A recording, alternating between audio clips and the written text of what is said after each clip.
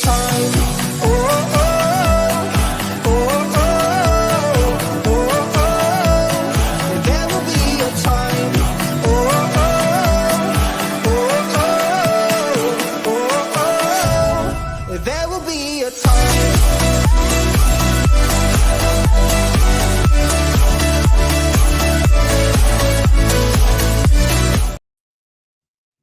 Hey guys, and welcome on into another episode of Getting Well with Terry and Friends, free NHL picks. I'm Terry, ready to break down today's slate.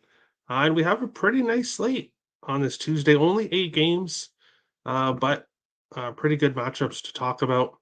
Of course, we'll take a look back at yesterday, and then I'll get to the comments here. Starting with the first game, Pittsburgh and Philadelphia. I did pull the trigger on the draw after the show. I was not sure on the show if I was going to pull the trigger or not. I did end up pulling it a plus 330, and these two teams went to overtime again. So that was a personal cash for me, but I didn't give it out on the show. So I did mention it on the show, but I didn't give it out officially. Dallas Stars, Tampa Bay Lightning. This game was just Edmund having his 1000th game, and Tampa Bay came ready to play, and they dominated the Stars from start to finish. So overall, an upsetting loss there. Just wasn't close in that game really at all. Here in this one really hurt.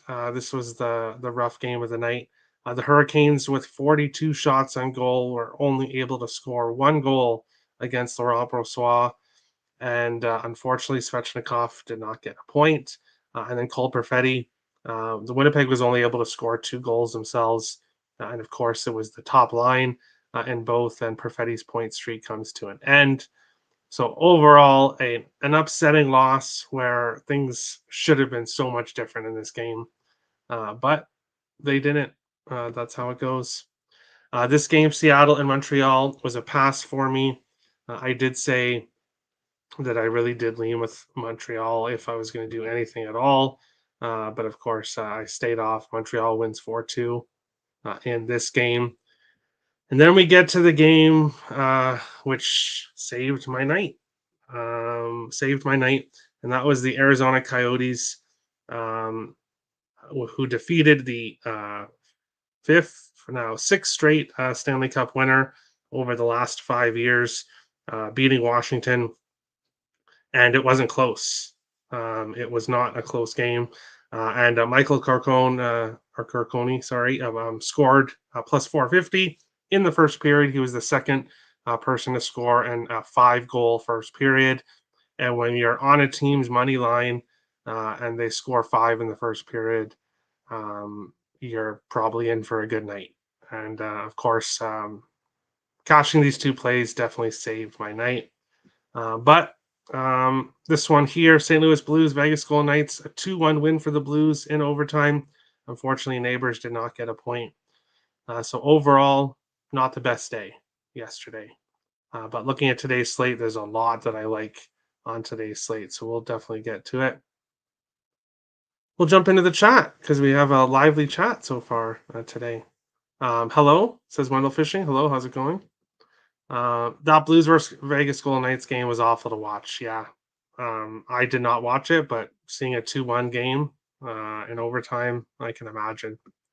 Yeah, here we go. Yes, here we go. Mr. Edelman, ... Hello, Mr. Earl. I went 1-5 last night. Got to get back to it today. Yeah, yesterday, just not the best night. Thank God for that Carcone goal. Mr. Earl, 0 overs yesterday. Oh, interesting. Maybe we're going to get some today. Maybe we will. Brutal game at IceX ... Can confirm the Kings were not a lock. Yes. Never call a team a lock, because that's where you get into trouble. Winnipeg with a tank in net last night. Yeah, unfortunately. I hope I chose the right day to return. Well, I've already seen IceX's card, and we are against each other pretty much in everything. So there you go. The Oats are for real. Yeah. The Oats. I'll be continuing to bet them. ... Didn't have Carconi on my sports book, damn it. Yes, that sucks. I know there's quite a few books that don't offer player props. And there's some friends on Twitter I have that I I've messaged before, and their book doesn't have any player props at all. So that's unfortunate. Yotes are on a heater. Yes, they are for sure. Yotes Wagon at home -130. Yes, or he could really go in regulation for nice plus money. Slaying champs, yeah, champ after champ after champ. How about them Blues, Bennington? Your band. I'm watching the show, so get out of here. Kucherov shots on goal. McNabb blocks. Interesting, interesting. But McCarr out tonight versus Anaheim. Yeah, he got injured versus Anaheim. I don't know exactly what happened, but something happened there, and he was out last game. And now Nick is saying he's out tonight. Awesome. A good day. The only good thing I did yesterday about was bet Coyotes -1.5 plus 190. Yes, very nice, Crystal. They were the team that came through for everyone last night, and very nice with the nice plus money there. Very nice. Terry Smash like, thank you, Richie. You always do. And Avs revenge game. We will get to that here shortly. Start with the first game of the night, which is between the New York Rangers and the Ottawa Senators. In this one, Rangers -135 to -142. Ottawa +115 to +126. I see a 6 at Pinnacle, 6.5s at most other books here. In this game, I will bring up goalies because I remembered. I didn't forget. Nobody's confirmed, but Igor Shesterkin likely against Anton Forsberg likely based on who was off in the morning skate and starters crease and stuff like that. So both goalies should start. Shesterkin 10-4, 2.58 goals against average, 915 save percentage against Forsberg, 4-4, 3.03 goals against average, 882 save percentage.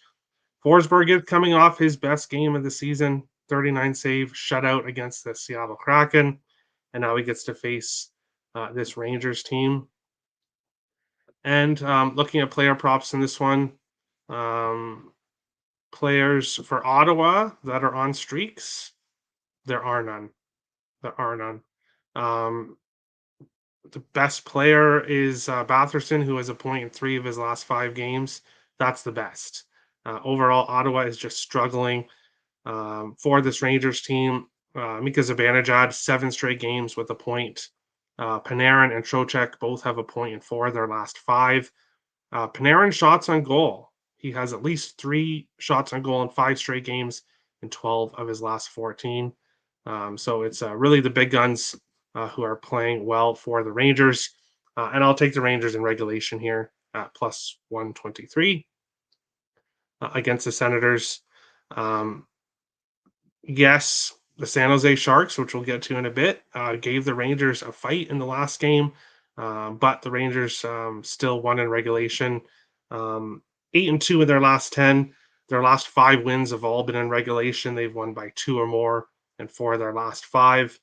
6 of their last 7 have gone under 6.5, so they are trending towards the under. Ottawa, their last 5 losses have all been by 2 or more. So you could potentially look at the Rangers on the puck line for even more plus money. I'll just go with regulation here. And then Rangers 4-1 in the last 5 trips to Ottawa, winning all 4 games in regulation. And the last 6 meetings went under 5.5. So I would lean with the under in this game overall. I think we get something like 4-1 New York in this game for tonight. Rangers -135. IceX sends money line. As I said, me and IceX are against each other on pretty much everything today. Over 6.5, Rangers money line. Great, here we go. I get to see our plays too, Nick. Yep, there you go. Adam Fox assist. All right, all right. Terrence, don't be a wimp. Rangers -1.5, plus 180. Yeah. Hey, I'll go within regulation. Let's see what happens. Sends to score first, -114. Interesting. And Rangers price moving down. Yeah. I locked in my plays. I locked in my plays yesterday. So I'm not someone who really pays too much attention to line movement. I know there are people that really love that kind of thing for me. I cap my games, I lock in my plays, and what happens, happens. But we'll move on along to the second game of the night, which is between the LA Kings and the Columbus Blue Jackets. LA minus 199 to minus 218. Columbus plus 170 to plus 185. Sixes right across the board here in this one. The Kings 6-1 in their last 7 games. Their last 5 wins have all been by 3 or more. So the Kings have been taking care of business.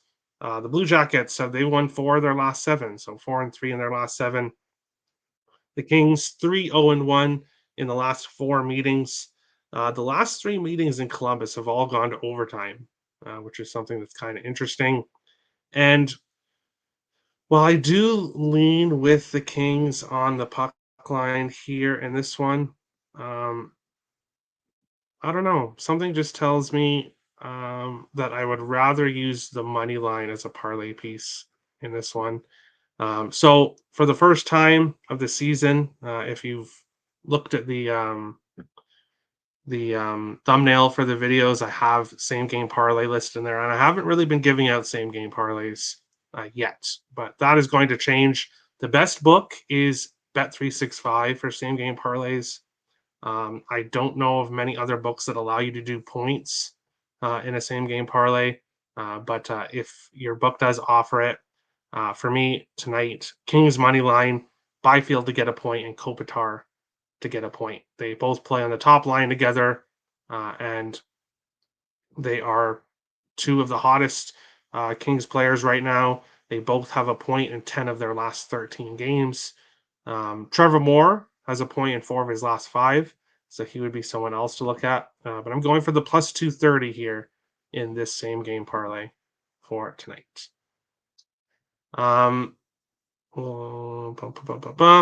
Kings minus 1.5, plus 115. Back in Kings on the road is undefeated. Yes, Kings minus 1.5.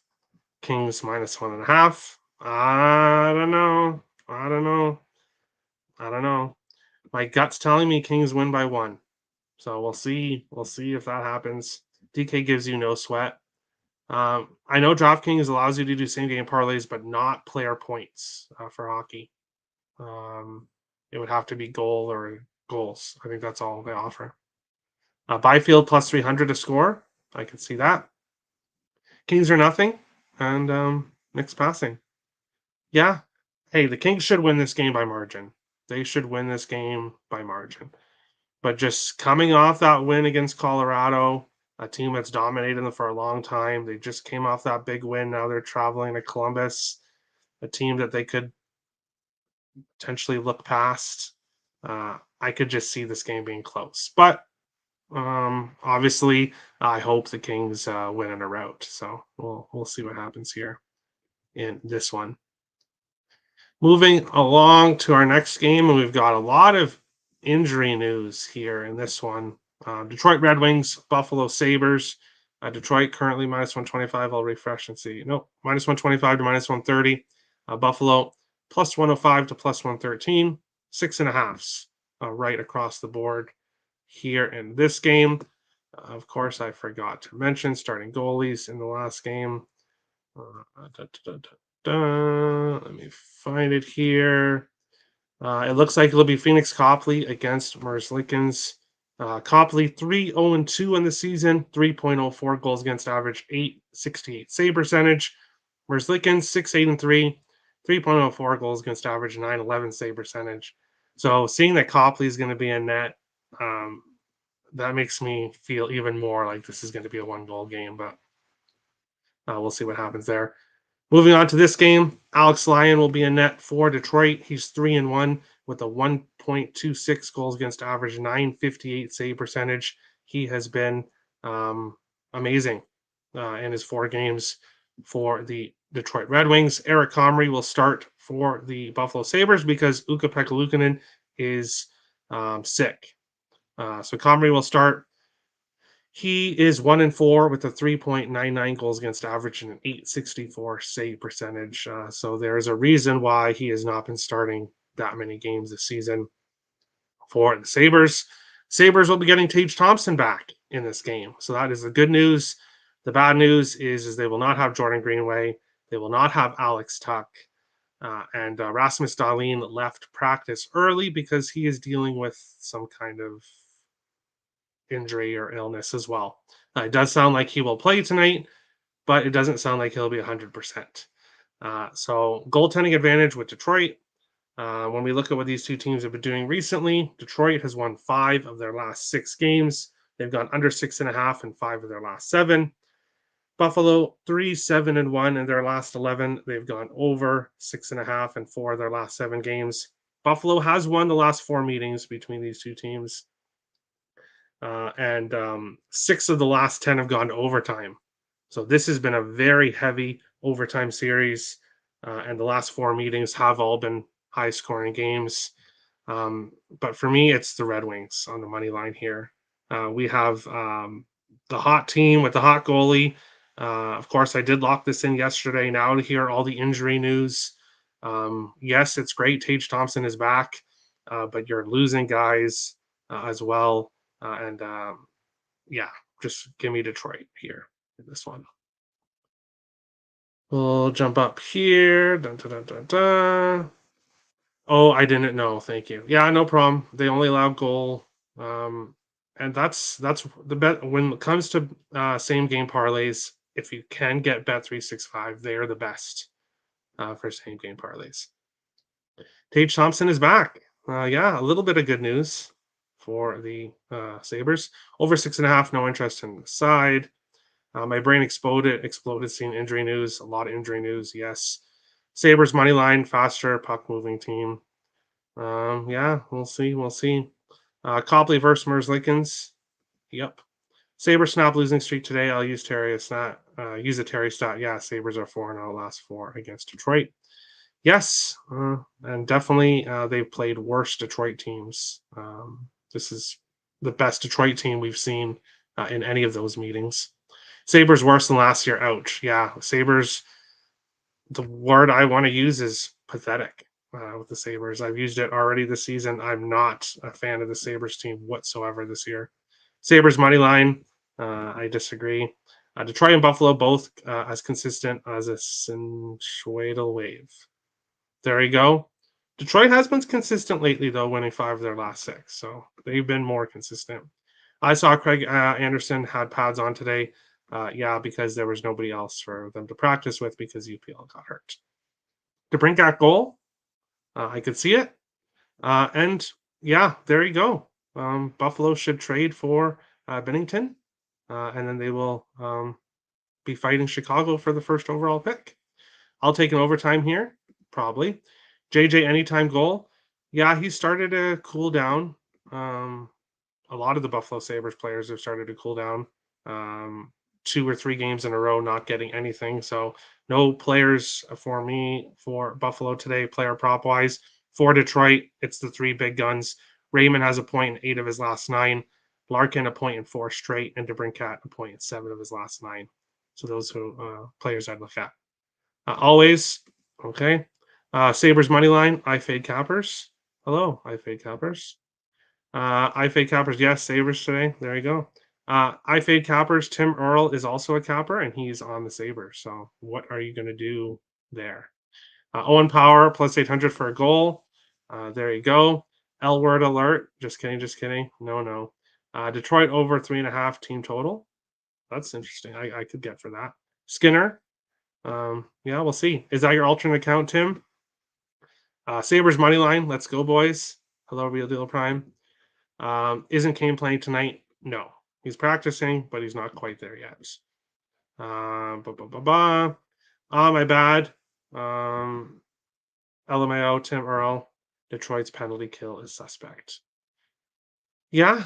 I haven't really looked at the penalty power play numbers, but I know the Sabres haven't been doing that well either when it comes to the penalty kill.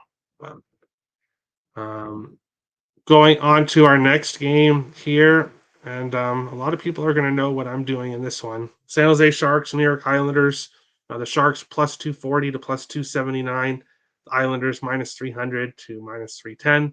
5.5s and 6s available in this game. When it comes to goalies in this game, I believe both are confirmed. Beginning Kaapo Kähkönen against Ilya Sorokin. Of course, Sorokin has the better numbers, but not by that much. It's not as huge of a difference as you would think. Kähkönen 3 and 6, 3.98 goals against average, 896 save percentage. Sorokin 6 4 and 5 in the season, 3.09 goals against average, 914 save percentage. So, but he is coming off a 42 save performance in his last game, and the Islanders have heated up 5-1-1 in their last 7. They've gone over 6.5 and 7 of their last 9. The Sharks 3-2 in their last 5. They've also gone over in 3 of their last 5. I'm passing in this game. I have no interest in betting this game whatsoever. Barzal's coming. It does appear like Barzal's coming back for the Islanders, so that's a boost for the Islanders. He was playing really well before his injury. The Sharks team just lost to the Rangers 6-5. They gave the Rangers all they had, and they were close. They were close to tying that game up. So the Sharks team is playing the best hockey we've seen them play this season. The Islanders are starting to turn things around. So this game is just a pass for me. Pass. Dobson is in. Well, that's good for the Islanders. Tage Thompson used to shoot more. Yeah, we'll see how he does. First game back from injury as well, so I don't know what to expect from him. Lean Sharks plus 1.5. Sharks plus 1.5. Isles should win by more than the puck line. Keyword should. Yeah. Lean Sharks and over, but pass. San Jose is not an auto fade anymore. Tommy T is going to take Sharks plus 250. The Islanders are worse than the Sabres. Yes, unless you look at recent play. If you look recently, Isles 5-1-1 in their last 7. Buffalo 3-7-1 in their last 11. So we'll see what happens overall. Islanders can be tough. Nick, being an Islanders fan, does not like Robert's comment. Varlamov in versus Kähkönen. Is it? Because I see Sorokin listed as confirmed. Unless there is news. No, still says Sorokin confirmed, but we'll see what's happening there. Barzal listed as out as well as Pelech. Okay, well, I saw that he was Barzal was on the morning skate, so I thought he was playing. Canes own the Isles. It's Sorokin. Sorokin. That's relevant fact for them versus San Jose. How? Islanders have last five. They've been strong. Yes, they've been strong.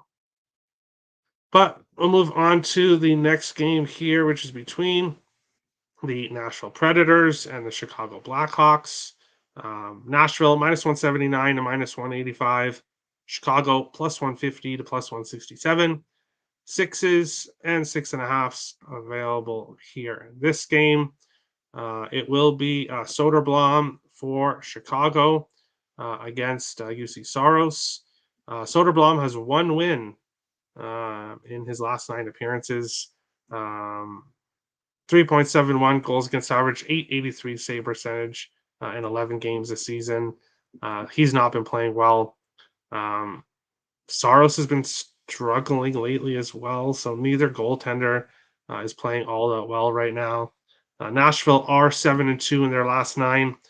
They've gone under 5.5 in 3 of their last 5. Chicago 2-9 in their last 11. 7 of their last 8 losses have been by multiple goals. 4 of their last 5 games have gone under 6.5. For me, no single plays here for me in this game. When it comes to parlay pieces, Gustav Nyquist and Philip Forsberg, both to get a point for Nashville. And as much as I would rather not, if you wanted a Blackhawk player, Connor Bedard has a point in 7 of his last 9. The last 10 goals for the Blackhawks have all been when Bedard has been on the ice. The Blackhawks have not scored a goal without Bedard on the ice in their last 10 goals going back a few games now. So basically, if Bedard's not on the ice, the Blackhawks aren't scoring.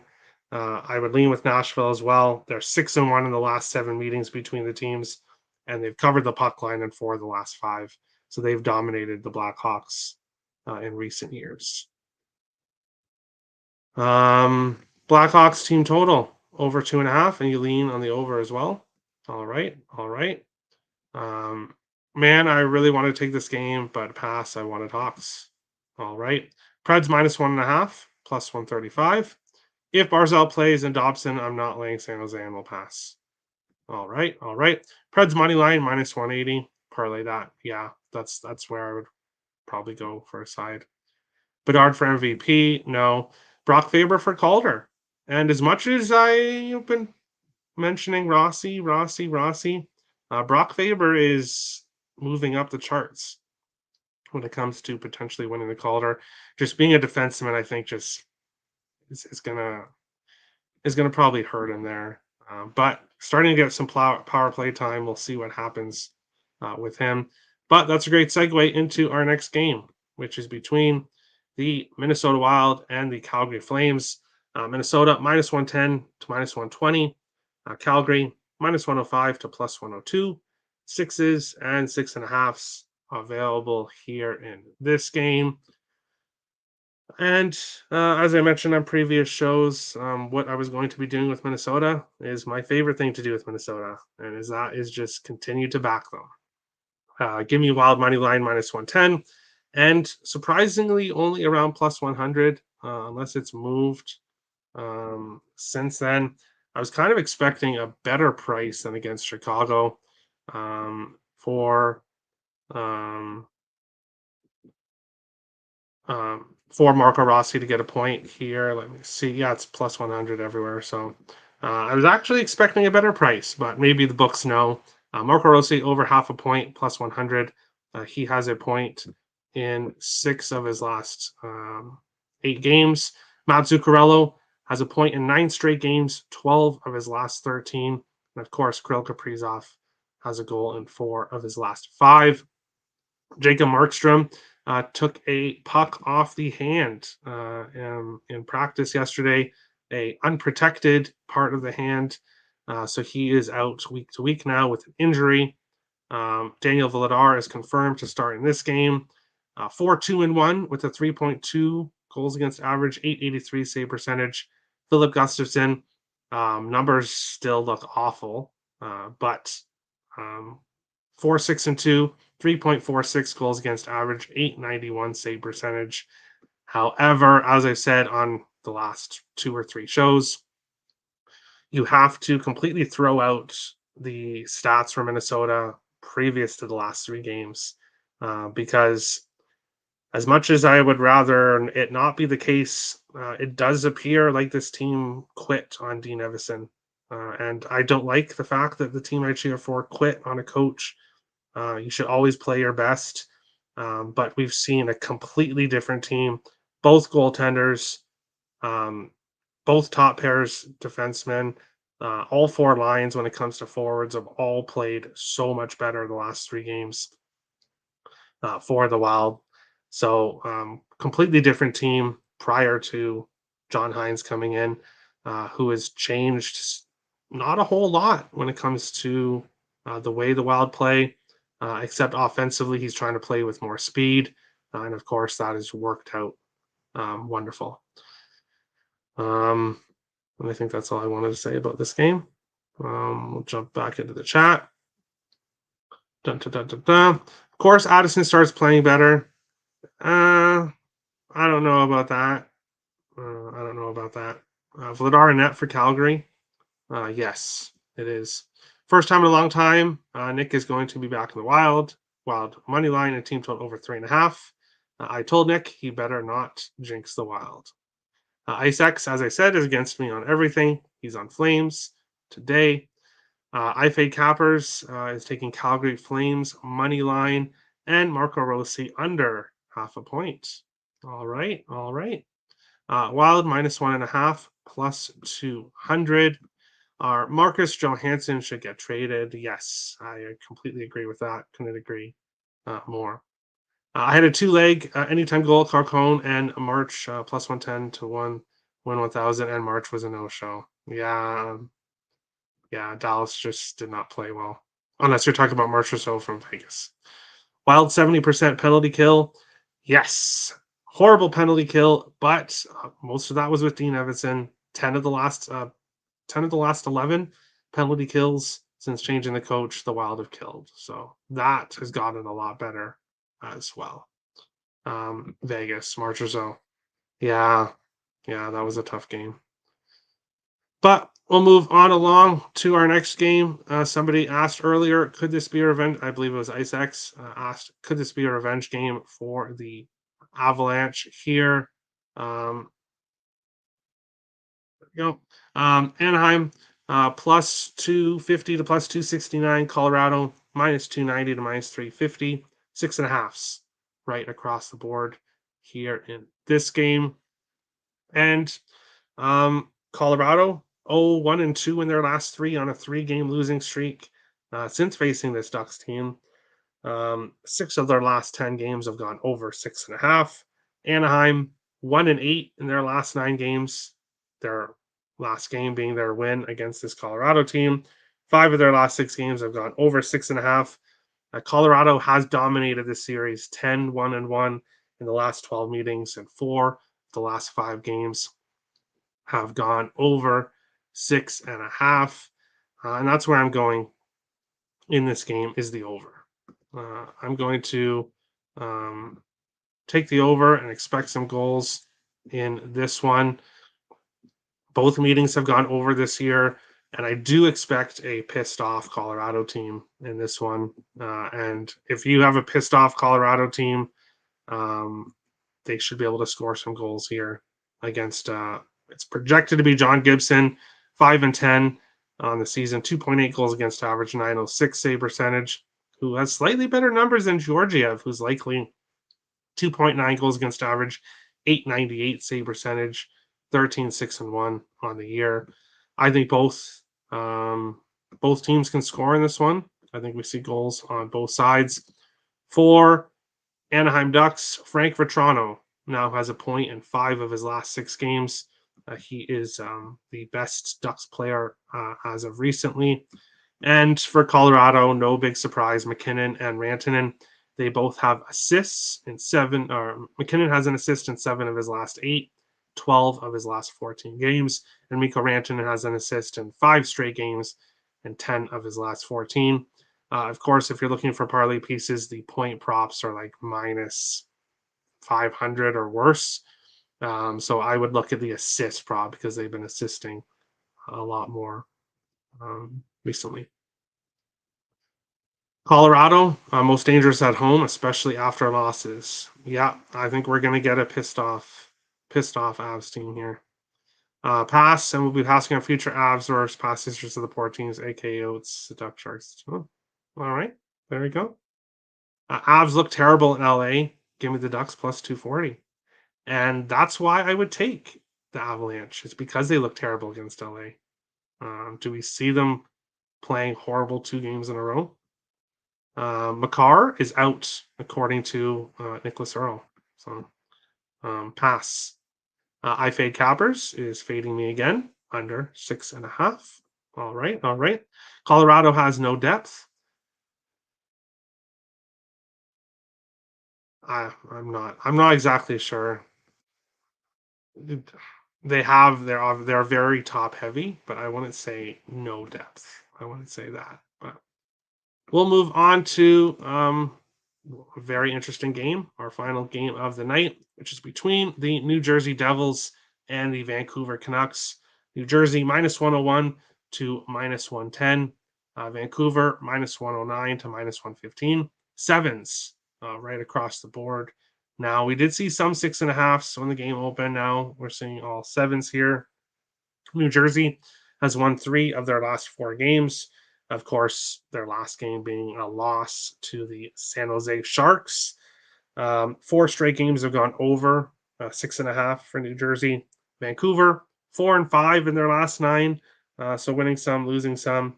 They've gone over in 2 of their last 4 games. The last 4 meetings between these teams have gone over 6.5. And when it comes to the side, this is one of the largest domination past history stats that we have in the NHL, and that is the Devils. The Devils absolutely own the Canucks, 14-1 in the last 15 meetings going back to 2015. Even when this Devils team was had bad teams and this Canucks team had better teams, the Devils still found ways to beat the Canucks. They've dominated them for years now. So give me the Devils minus 102. And then I have the Hughes brother same game parlay. Jack Hughes to get a point, Quinn Hughes to get a point, and Luke Hughes to get a point. Plus 240, same game parlay at Bet365 for all three Hughes brothers to get a point in this game. I do believe it'll be a high scoring game, and I do believe that we'll have some brotherly rivalry in this game. And it's interesting that unlike other rivalries like the Kachuk brothers, we have three Hughes brothers in this game. So that's really interesting here in this one. Looking at goalies, I don't believe anything is confirmed in this game. Yes, nothing yet. Vitek Vanchek, Thatcher Demko, both unconfirmed in this game. Going to the chat, dun, dun, dun. Numbers show a value on Anaheim, but no interest in fading the Avs here. I can see that. With the Carolina Panthers sucking this year, all I have is the Canes. Do you think we have a good chance to win the Cup this year? The Canes, obviously, they've been a cup favor, like they've been a cup contender for a while now. Last year, I was really upset because the Canes didn't add anything at the trade deadline, even being without Svechnikov. They didn't really try to improve their team, and I think that's what they have to focus on this year, is trying to add more at the deadline. The way the Canes are looking right now is I think they might want to look for a goaltender that they can trust. I think that they need a goaltender, and of course more forwards as well. Hughes and Hughes, first Hughes. Yes, yes. Watch the Avs just winning reg, not -1.5, which is usually the BS I hate when they play against these type of teams. Yeah, true. Canucks money line. Don't like the travel spot for New Jersey. Devils banged up a little too. Yes, but luckily, they have Jack Hughes, who they need. Nuts -1.5. Two Hughes Bros versus one Hughes Bro, meaning the one Hughes Bro will win. All right, all right. Draw and Canucks money line. Okay.